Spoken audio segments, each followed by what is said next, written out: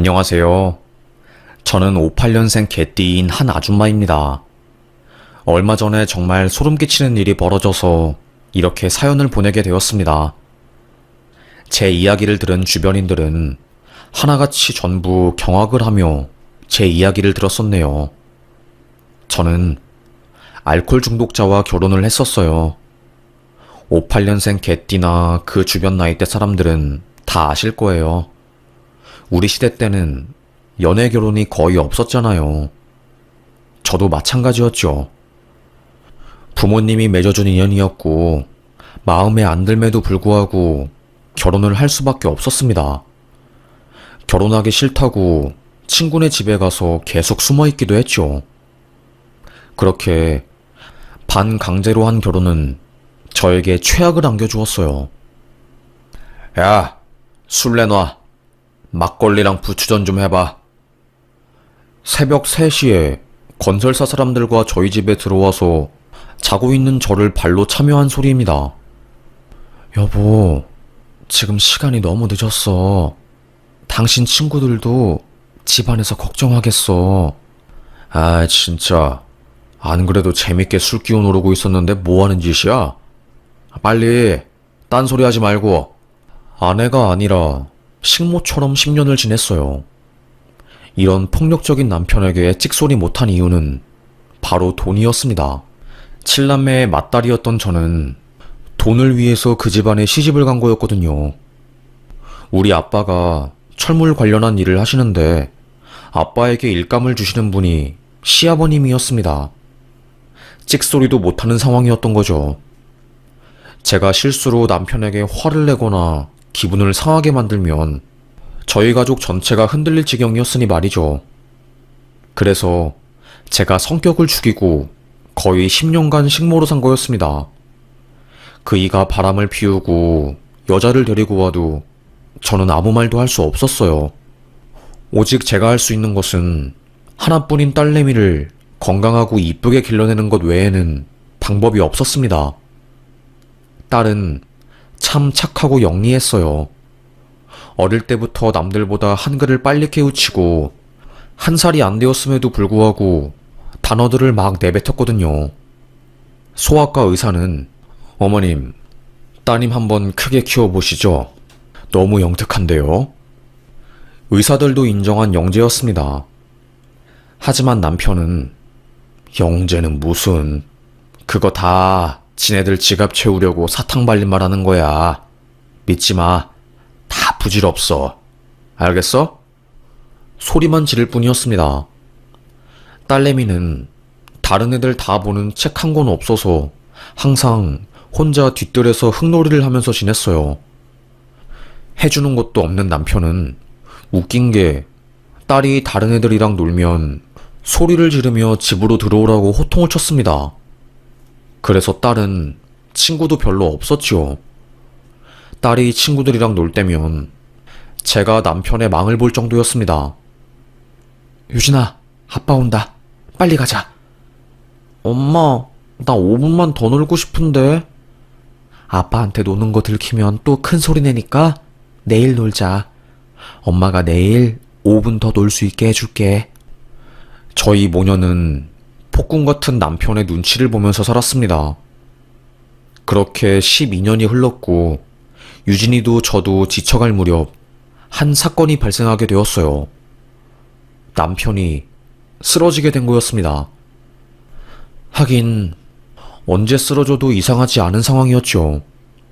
술을 매일 그렇게 마시니 언젠가는 아플 운명이었습니다. 시댁에서는 난리가 났어요. 쓰러진 아들 살리겠다고 서울의 유명한 병원 의사들한테 부탁하고 가족들 인맥을 총동원했죠. 그 정성 덕분이었을까요? 수술은 무사히 잘 끝나게 되었고 약 1년간의 재활 끝에 남편은 다시 건강해졌습니다. 웃긴 건 제 마음이었어요. 이러면 안 되지만 수술을 잘 끝내고 다시 건강해진 남편을 마주했을 때 지옥문이 열리는 것 같았어요. 남편이 쓰러진 1년간은 정말 집안이 조용하고 천국 같았거든요. 이런 생각하는 내 자신이 정말로 악마 같지만 남편이 계속 쓰러져 있었으면 좋겠다. 병원 복도에서 나지막이 읊조린 저였습니다. 하늘은 제 편이 아니더군요. 왜 그런 말 있잖아요. 못되고 악한 사람들이 더 즐기고 잘 산다는 말이요. 쓰러졌다가 다시 일어난 남편은 저에게 이혼 소송을 했습니다. 갑자기 왜 이혼 소송을 하는 거냐고 어처구니가 없어서 물으니 되돌아오는 답변은 제 뒷목을 잡게 했어요. 죽다 살아났으니까 이제는 자유롭게 살아보고 싶어서. 한 여자한테만 정착해서 사는 건 재미없잖아? 이러더라고요. 기가 막혔습니다. 이 남자는 끝까지 자기 인생만을 위해서 사는 놈이구나. 혀를 내둘렀어요. 참다 화가 난 저는 그게 당신이 할 말이야? 지난 12년간 결혼 생활하면서 한 번이라도 나한테 생활비 가져다 준 적 있어? 한 번도 없잖아. 대체 사람이 왜 그래? 왜 그렇게 악하게 사는 거야? 그래, 이혼하자. 내가 원하는 바였어. 그런데 대신 유진이는 당신한테 안 뺏겨. 제가 딱 한마디 대들었다고 고래고래 소리 지르고 표범처럼 난리치는 남편이었습니다. 저는 두려웠어요. 남편이랑 이혼 소송하는 거는 두렵지 않았는데 양육권이 저에게 오지 않을까봐 그게 두려웠습니다. 변호사들은 보통 양육권은 주 양육자인 엄마에게 넘어가니까 이 부분은 걱정하지 마세요. 수도 없이 들었던 말이어도 불안하더라고요. 그런데 왜 항상 불길한 직감은 현실이 되는지요?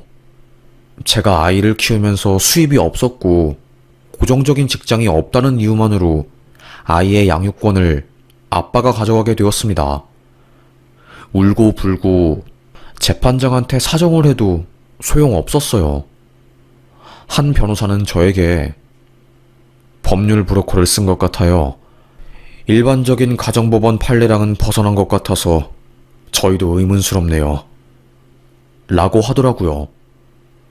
무전 유죄, 유전 무죄가 맞는 말이었습니다. 그 순간만큼은 이 말이 절대적인 진리 같더라고요. 시댁 식구들은 신우가 있는 캐나다로 남편과 제 아이를 데리고 갔어요. 어머님이 저에게 말하길, 그래도 있는 집안에서 애를 키우는 게 낫지 않겠니? 너는 네가 낳은 애와 헤어지는 거라서 가슴이 찢어지겠지만 정말로 네 애한테 어떤 방향이 좋은지 생각을 해보면 마냥 가슴이 찢어지는 일이 아니란 것을 알 거야. 냉정하고 또 현실적인 분이셨습니다. 속상해서 죽을 것 같았지만 저는 결국 현실을 받아들일 수밖에 없었어요. 그래, 나보다는, 가난한 엄마보다는 경제적으로 넉넉하고 여유 있는 아빠의 손에서 크는 게 더 좋을 수도 있을 거야. 하지만 딸은 캐나다로 가는 공항에서 자지러지듯이 울면서 저를 붙잡았습니다. 엄마, 나 엄마랑 살고 싶어. 해외 가기 싫다고. 엄마 제발, 제발. 엄마가 꼭 돈 많이 벌어서 우리 딸이랑 같이 살 수 있도록 해볼게. 딸. 상봉한 이상가족이 다시 헤어지는 것만큼 가슴이 아리고 한동안은 잠을 잘 수가 없었습니다. 그렇게 저희 딸은 아빠의 손에 들어가게 되었고 그 이후로 연락은 없었어요. 조금은 착잡했죠. 시간이 흘러 저는 한 사무직 일을 하면서 돈을 모으게 되었습니다. 남편은 병이 재발해서 투병을 하다가 죽었다는 것을 들었고요. 그렇게 질긴 목숨도 결국 병마 앞에서는 답이 없구나. 남편과 이혼한 지 거의 10년 정도 흘렀을까요? 모르는 번호로 저에게 문자가 온 겁니다. 엄마, 나 유진이야. 딸에게서 온 문자였어요. 캐나다에서 살고 있는 줄 알았던 딸이 한국에 있다는 소식이었습니다. 너무 놀란 저는 유진아 어디야? 정말로 유진이 맞아? 손을 덜덜 떨며 문자를 보냈습니다. 바로 저희는 전화통화하게 되었고 한 커피숍에서 만났어요. 거의 10년 만에 만난 유진이는 어릴 때와 많이 변해 있었어요. 순해 보였던 유진이는 어느새 성숙한 여인이 되어 있었고 화장 때문인지 몰라도 조금 세 보이는 인상을 가지고 있었습니다. 유진이가 저를 보자마자 한 첫 마디는 엄마 보고 싶었어. 왜 나한테 그동안 연락 한 통 안 했어?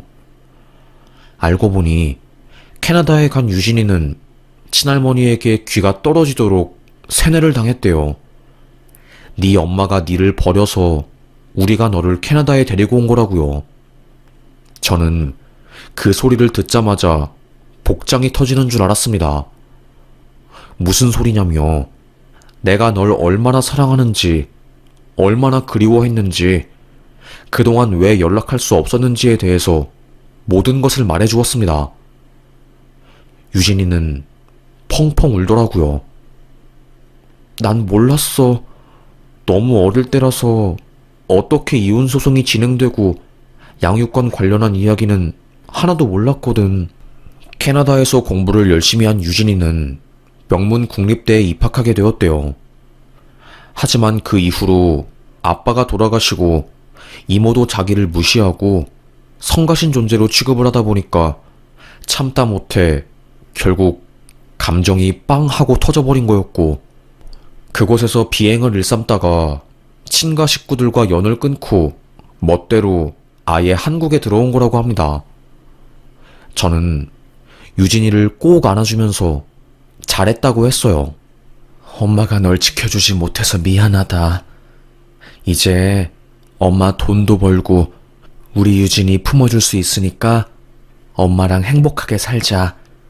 못 나눈 이야기를 나누었네요.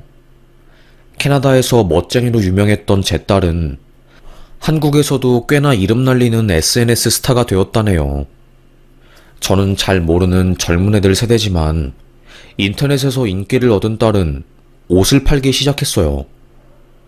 자취를 하면서 작은 방 전체를 옷방으로 쓰더라고요. 돈을 거의 쓸어 모았습니다. 4년간 20억을 벌었다고 말하면 믿어지세요? 제 딸은 그랬어요. 20억을 벌고 그 번 돈으로 술도 사 마시고 이태원부터 시작해서 압구정, 강남을 막 돌아다녔지요.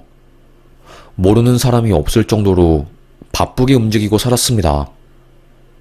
어느 순간부터 딸내미가 정신적으로 힘들어하는 게 느껴졌어요. 매일 사람들을 상대하느라 술을 마시고 밤새 돌아다녔으니까요. 딸, 돈 버는 것도 좋지만 조금 쉬엄쉬엄 하면서 일할 필요가 있지 않을까? 딸을 걱정했습니다. 그러다가 어느 순간부터 딸의 얼굴에 웃음꽃이 피었더라고요. 무슨 좋은 일이 있나 싶었죠. 엄마, 나 결혼할 거야. 정말로 꼭 결혼하고 싶은 남자가 있어. 심장이 쿵했습니다. 누군데? 어떤 남잔데? 딸의 의류 사업을 도와주는 사람이었대요.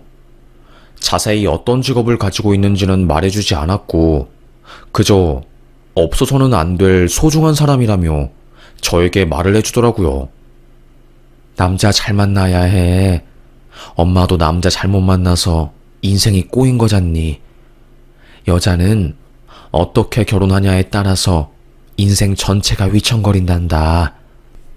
하지만 이미 사랑에 빠져 콩깍지가 단단하게 씌인 딸내미는 제 말이 귀에 들어오지 않는 상황이었어요. 이 사람 어렵게 자라서 힘들게 성공한 사람이야. 그 남자는 엄마를 일찍 여의고 할머니와 아빠 둘이서 살았다고 하더라고요. 사업으로 돈을 꽤 벌었고 압구정에서는 유명한 사람이래요. 하여튼 딸이 너무나도 그 남자를 좋아하고 같이 있으면 행복해 보이는 것 같아서 엄마인 저는 딸의 행복을 응원하기에 어쩔 수 없이 그들의 결혼을 응원해 주었습니다. 그래도 내 딸이니까 알아서 잘 살 거라는 믿음이 있었던 것 같아요. 호텔에서 가족들만 모인 결혼식이 진행되었고요. 그리고 사위와 딸내미는 6개월 정도 세계 여행을 간다고 했어요. 엄마, 나는 평생 소원이 결혼하고 나서 신혼여행을 아주 길게 갔다 오는 거야.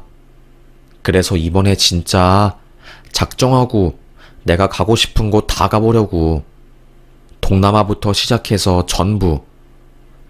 그래, 우리 딸. 여행은 많이 하면 할수록 좋다고 하더라. 엄마는 딸을 항상 응원하니까 즐기고 와. 신혼여행을 길게 떠난 딸은 초반에 연락이 되었지만 나중에 가면 갈수록 연락이 되지 않았어요. 그저 사위가 저에게 따님은 행복하게 잘 있다고 사진을 저에게 몇 장 보내주는 게 다였지요. 하지만 시간이 지나면 지날수록 연락이 너무 안 되길래 제가 먼저 연락을 하게 되었습니다. 남서방, 우리 딸내미 잘 있나? 일주일 뒤에야 답장이 왔어요. 저희 지금 한국이에요, 어머님. 저한테 말도 없이 한국에 왔다니 조금 어이가 없었습니다. 아니, 한국에 왔으면 왜 말을 안 했어? 아무리 그래도 장모한테 이런 건 말해줘야지. 그 문자를 마지막으로 답장이 없었어요. 일주일을 넘게 기다려봤는데도 딸과 사위는 연락이 없었습니다. 슬슬 불안해지기 시작한 저는 딸의 집에 찾아갔어요. 그런데 웃긴 게 아무것도 없었습니다. 부동산에 가서 302호는 왜 내부가 텅 비었나요? 그 집 다른 사람한테 넘어갔는데요. 2달 전에 팔려가지고 지금 다른 사람 입주 예정입니다. 점점 수상해지기 시작했어요. 친구들에게 말하니, 아니, 신혼여행 갔다 와서 말도 없이 한국 들어오고 신혼집도 부모 몰래 뺀 게 말이 돼? 사위가 너무 이상하다. 이거 신고해야 하는 거 아니야? 친구들도 빨리 경찰에 신고하라고 너무 이상하다고 저를 부추겼어요. 믿을 만한 친구 녀석과 함께 경찰서에 가서 딸내미 실종 신고를 했습니다. 성인이라고요? 결혼도 하셨고 뭐 부모와의 불화는 없었어요? 경찰의 한마디에 제 머리가 띵 하고 울리는 것 같았어요. 부모와의 불화에서 자유로울 수 없었거든요. 돈이 없어서 딸을 아빠에게 보낼 수밖에 없었던 저의 과거. 오해로 인해서 딸은 오랜 시간 저를 원망했고, 설마 그 감정이 뒤늦게 터져서 결혼하고 나서 나와 연을 끊은 건가? 별의별 생각이 다 들더군요. 실종신고 24시간 뒤에 본격적으로 성인 실종 탐색 수사가 시작되었고, 오래 지나지 않아 딸에게서 연락이 왔습니다. 문자 한 통이 왔어요. 엄마, 나 잘 살고 있으니까 찾지 마. 솔직히 엄마 원망스러웠어. 이제는 내 인생 살 거야. 심장이 무너지는 것 같았습니다. 바로 그 전화번호로 연락을 해보았지만 제 번호는 받지 않았어요. 경찰도 저희가 따님 남편분을 만났는데 따님께서 부모님과 연락하고 싶지 않다는 의사를 내비쳤더라고요. 어쩔 수 없었습니다.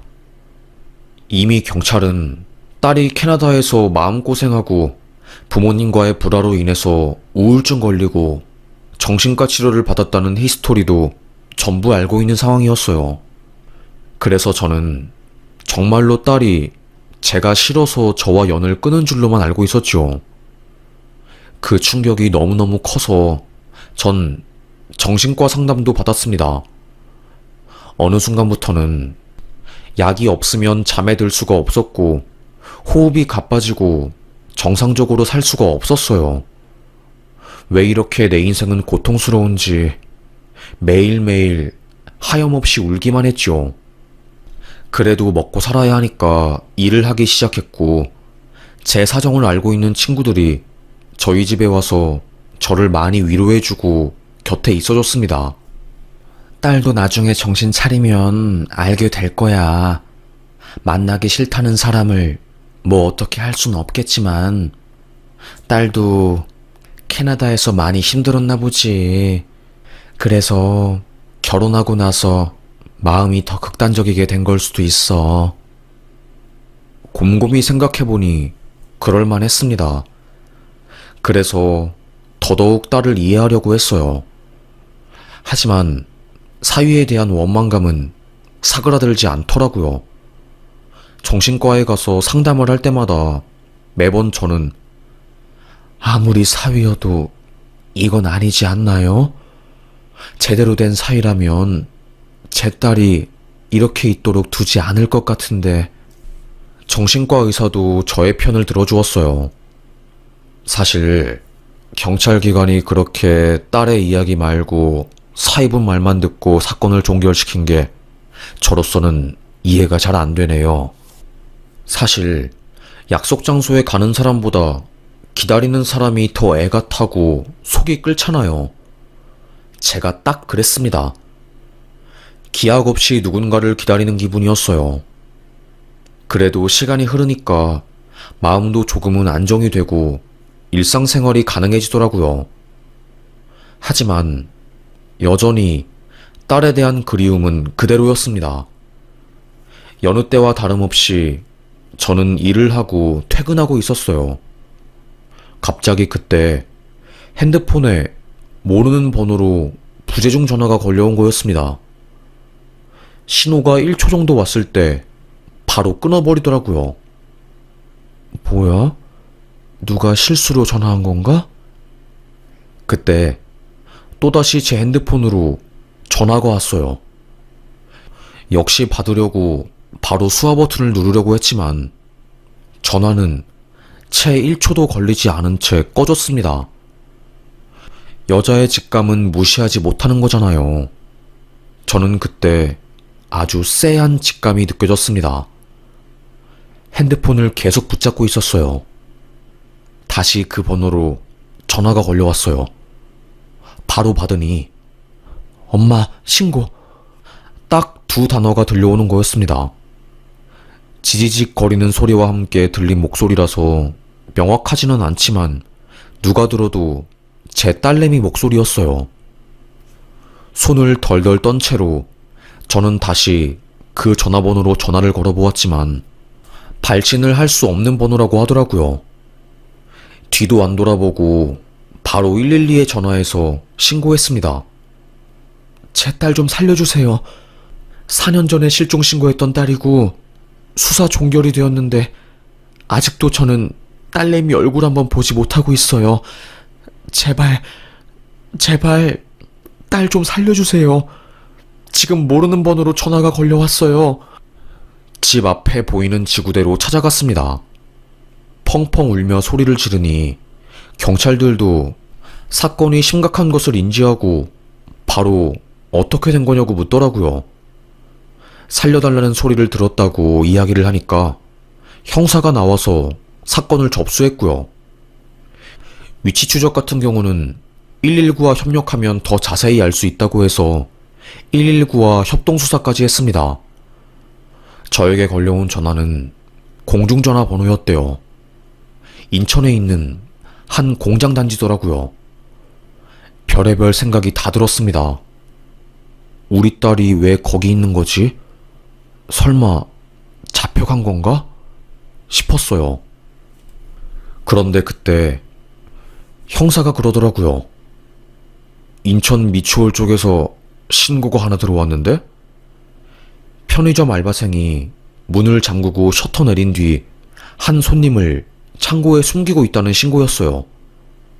알바를 하고 있던 도중 팔에서 피가 나고 온몸에 거의 멍투성이인 한 여자가 헐레벌떡 뛰어와서 살려달라고 외쳤나봐요.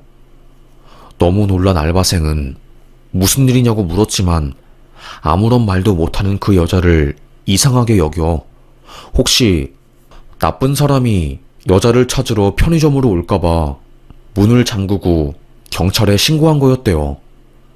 미추홀구 쪽에 실종수사 의뢰를 해놓은 형사가 그 소식을 듣고 바로 인천으로 간 거였고요. 그리고 얼마 지나지 않아 경찰에서 저에게 연락이 왔습니다. 따님 이름이 유진이 맞죠? 88년생이고요. 네, 맞습니다. 세상에, 그 편의점에서 피칠갑을 한 채로 덜덜 떨며 구조 요청을 한 사람이 4년 전 사라진 제 딸이었던 겁니다. 바로 딸은 병원에 실려가서 치료를 받았고 경찰들은 CCTV를 뒤져서 딸이 도망쳐온 그 길을 따라갔다네요. 병원에 간 저는 파르르 떨고 있는 딸을 보자마자 통곡을 했습니다. 도대체 어떻게 된 거냐고 울부짖었어요. 딸은 저에게 엄마, 다 거짓말이야. 그놈이 벌인 짓이야. 이 말을 수도 없이 반복했습니다. 정신적으로 불안하고 절대적인 안정이 필요한 딸은 더 이상 자세한 말을 저에게 해주지 못했어요. 딸이 치료를 받고 있을 때 경찰 조사가 자세히 시작되었고요. 형사는 혀를 내두르더라고요. 어머님, 마음 단단하게 먹으세요. 저에게 상상도 못할 이야기를 해주었습니다. 사위 있잖아요. 남서방. 사업으로 크게 성공했다는 그놈. 알고 보니 사기꾼이었습니다. 젊은 사업가로 성공한 제 딸이 이태원과 압구정에서 돈을 쓰고 다니니 그걸 보고 접근한 거였어요. 브로커들과 함께요. 성공한 여자 돈 뜯어먹는 브로커들이랑요. 제 딸이랑 친밀하게 지내면서 불우했던 가정사를 듣게 되었고 그걸 토대로 정신적으로 완전히 지배해버린 거였죠. 제 딸은 아빠가 없는 거랑 마찬가지였으니 거의 아빠 역할을 해주면서 정신적으로 강력하게 지지를 해주었나 봐요. 정서적인 유대감이 쌓이니 결혼을 해야겠다 마음먹은 딸내미는 사업 관련한 자료와 일들을 전부 그놈에게 맡겼나 봅니다. 함께 일하면서 행복하게 살자고요.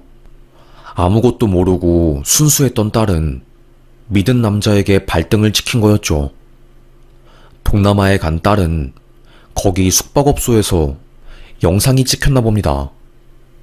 남서방 그놈이 숙박업소 직원들과 짜고 쳐서 영상 카메라를 방에 숨겨놨나 봐요. 그래서 그걸 들고 한국에 와서 제 딸을 협박한 거고요. 처음부터 협박한 게 아니었대요.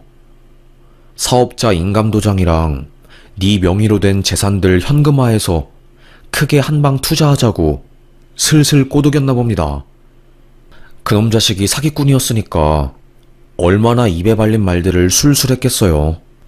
딸내미는 그것만 믿고 대부분의 재산을 현금화한 거였죠. 인감도장이랑 현금을 받은 남서방은 그때부터 태도가 돌변했대요. 네 영상 내가 가지고 있다? 네 엄마랑 연 끊고 이제부터 넌 내 노예가 되는 거야. 어처구니 없는 말들로 딸을 협박했나 봅니다. 안 그래도 인터넷에서 유명해서 그 유명세로 돈을 벌던 딸이었는데 그 협박을 듣고 얼마나 무서웠겠어요. 여자한테 그런 협박은 거의 인생 끝내자고 말하는 거랑 다름이 없잖아요. 너무나도 충격받은 딸은 결국 그놈의 소나기에 들어간 거였죠. 그래서 저한테 연 끊자고 가짜 문자를 보낸 거고, 경찰이 딸을 찾아냈을 때도 엄마랑 사이가 안 좋아서 연락을 안 한 거니 걱정하지 말라고 울며 겨자 먹기로 경찰을 내보냈나 봐요. 그 이후로 저와 4년간 연이 끊어진 거였죠. 그 4년 동안 인천의 한 공장단지 반지하에서 짐승처럼 갇혀 지냈대요. 경찰이 남서방이 살던 그 집을 압수수색하면서 발견한 물건들을 보고 경악을 하더라고요. 본인이 외출한 사이에 제 딸이 탈출하지 못하게 쇠사슬 같은 거로 발목을 묶어뒀답니다. 제가 사건을 많이 다루긴 했어도 이렇게 끔찍한 사건은 듣도 보도 못했네요.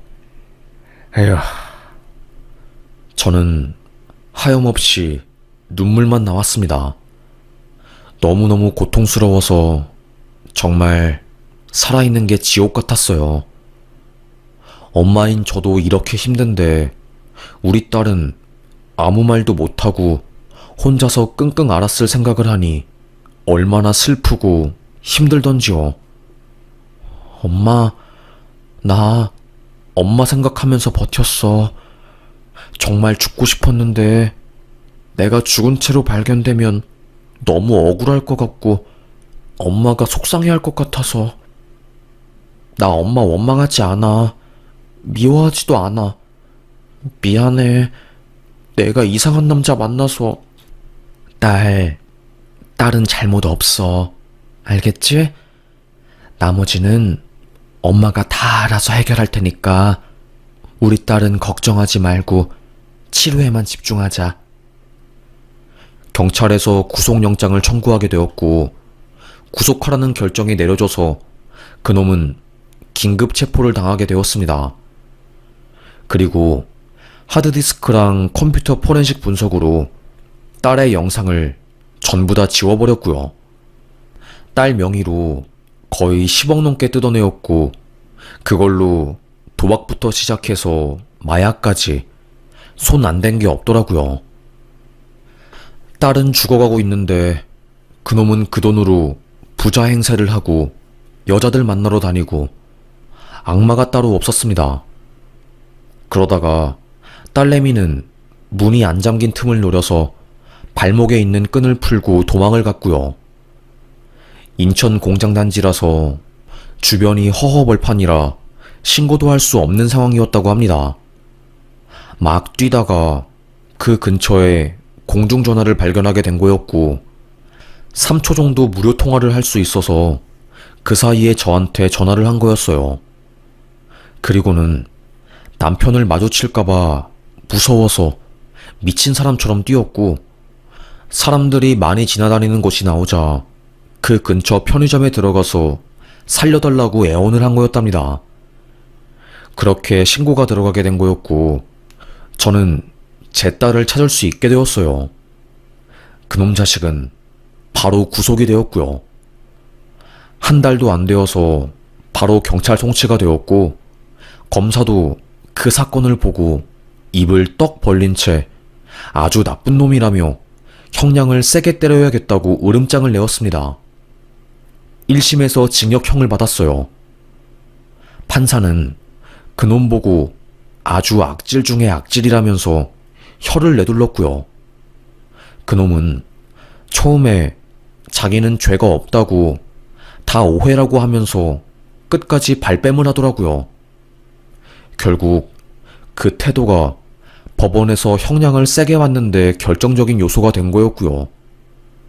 제 딸은 트라우마 때문에 너무나도 힘들고 가슴이 찢어질 것 같은데도 불구하고 그놈을 엄벌하고 싶은 마음에 휠체어를 타고 법정에 들어가서 증언까지 했습니다. 검사도 피해자분이 아주 큰 용기를 내주셨기 때문에 판사분이 부디 강력한 처벌로 사회의 정의를 바로 세워달라고 발언했고요. 그놈은 1심 징역을 받고 바로 항소했지만 검사 말로는 항소가 기각될 확률이 높으니 걱정 말라고 저에게 해주었네요. 그래서 지금도 법정 다툼을 하고 있습니다. 내가 이상한 놈을 만나서 우리 딸도 엄마를 닮아 이렇게 된 건가? 하는 마음에 가슴이 너무 아플 때도 있네요. 그래도 딸을 찾았음에 너무나도 감사합니다. 따님분께서 겪은 일이 너무나도 충격적이고 힘든 일이기 때문에 정신과 치료와 심리 치료를 오랫동안 받아야 할 거예요. 그래도 시간이 지나면 지날수록 마음이 좋아질 거고 일상생활을 할 수 있기 때문에 힘들어도 꼭 치료 나오세요. 심리 선생님이 말씀해 주시더라고요. 그래서 저희 모녀는 너무나도 힘듦에도 불구하고 빠지지 않고 치료를 받고 지금은 제 딸 맛있는 것도 잘 먹고 나름 행복하게 일상생활을 잘 영위하고 있습니다. 딸은 저에게 엄마, 내가 비록 힘든 일을 겪긴 했지만 그 일 때문에 되려 내가 지금 살고 있는 일상이 너무나도 소중하고 감사하게 된 것 같아. 이렇게 하루하루 엄마랑 함께 밥 먹고 산책하는 게 나에게는 너무나도 큰 기쁨이네. 저의 손을 꼭 잡아주었습니다. 저는 눈물이 나오려고 하는 것을 겨우겨우 참고 딸에게 딸, 엄마가 이제는 우리 딸 지켜줄 거야. 무슨 일이 있어도 딸 지켜줄 거니까 절대로 걱정하지 말고 행복하게 잘 지내자. 알겠지? 너무 고생했으니까 앞으로는 좋은 일만 생길 거야. 엄마는 반드시 그럴 수 있다고 믿어. 비 온 뒤에 땅이 굳는다는 말이 있잖아요. 저랑 딸의 관계도 딱 그랬습니다. 힘든 일을 겪으면서 함께 울고 웃으며 서로의 일상을 공유하고 그 덕에 더더욱 관계가 돈독해졌네요. 비록 저희 모녀한테 너무나도 많은 일들이 있었고 때로는 죽고 싶은 때도 있었지만 포기하지 않고 나아가다 보니까 정말로 좋은 날이 온 것 같아요. 죄를 지은 놈은 감옥에 가고 피해자는 일상으로 가서 행복하게 지내야 하는 이 당연한 현실이 당연하지 않게 된 게 너무나도 속상하지만 포기하지 않으려고 합니다. 부디 사회에서 이런 일이 재발하지 않도록 강력한 처벌로 가해자들을 응징해 주었으면 좋겠네요. 이런 범죄가 활발하게 발생하는 이유 중에 하나는 바로 가벼운 형량 때문이 아닌가 싶습니다. 아무리 안 좋은 일을 벌여도 형량이 작으니까 사람들이 그렇게 사기를 치고 사람들을 괴롭히는 것 같아요. 아직 갈 길이 멀지만 가해자들이 응당한 처벌을 받을 수 있도록 저 또한 목소리를 내보려고 합니다. 그럼 저의 이야기를 끝까지 들어주셔서 정말 감사합니다. 여기서 사연 마무리하겠습니다. 감사합니다.